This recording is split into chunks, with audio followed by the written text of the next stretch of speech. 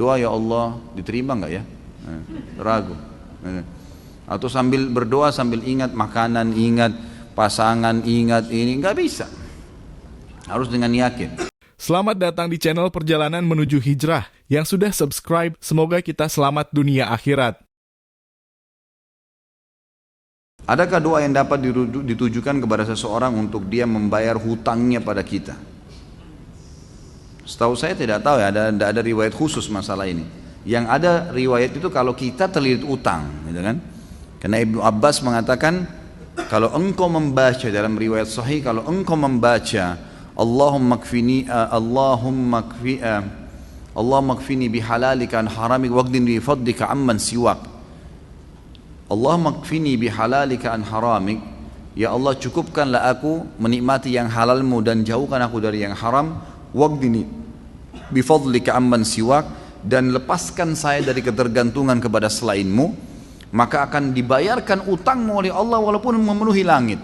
Kata Ibnu Abbas radhiyallahu anhu. Ini harus diamalkan, dan ingat kalau berdoa ikutkan dengan hadis Nabi yang lain riwayat Bukhari, ud'ullaha mukinuna bil ijabah. Berdoa sama Allah diikuti dengan keyakinan penuh Allah akan ijabah.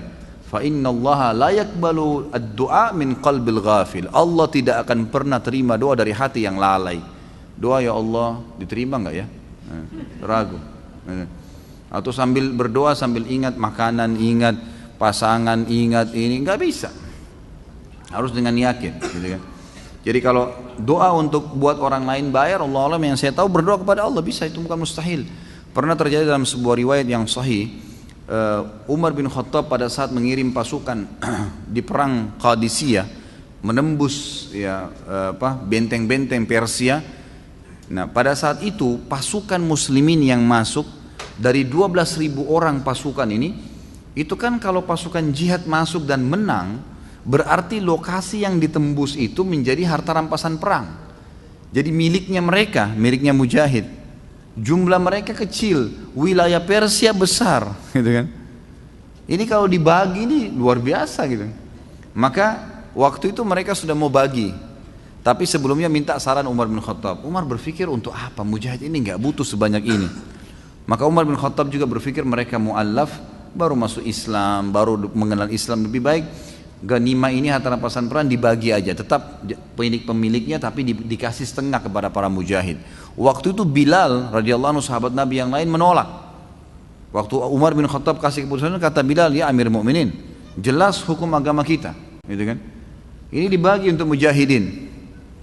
Maka Umar bin Khattab mengatakan, wahai Bilal, pikirkanlah, kalau kau mendapatkan sekian bagian dari Persia, kau mau apain tuh harta? Banyak sekali, gitu kan? Dan mereka itu orang-orang yang baru masuk Islam. Lebih baik kamu berbagi dengan dia sambil kamu ajarkan Islam. Ini pendapat Umar. Tapi Bilal tetap ngotot, nggak mau. Kata Umar, saya pun meminta tolong kepada Allah agar melunakkan hati Bilal melalui doa malam saya. Maka Umar bin Khattab sujud berdoa kepada Allah di salat malam. Ya Allah, lunakkanlah hati Bilal. Ya Allah, lunakkan, terus begitu. Kata Umar radhiyallahu anhu, pas tiba habis sholat subuh, Bilal datang kepada saya mengatakan, saya ridho kepada hukummu hai Amir Mu'minin, gitu kan? Jadi bukan mustahil berdoa, doakan ya Allah lunakkan hatinya supaya dia bisa membayar utangnya, gitu kan? Sambil tentu kita muhasabah teman-teman sekalian. Jadi kadang-kadang kita juga ini terlalu banyak terlalu pintar menyalahkan orang, tidak bermuhasabah.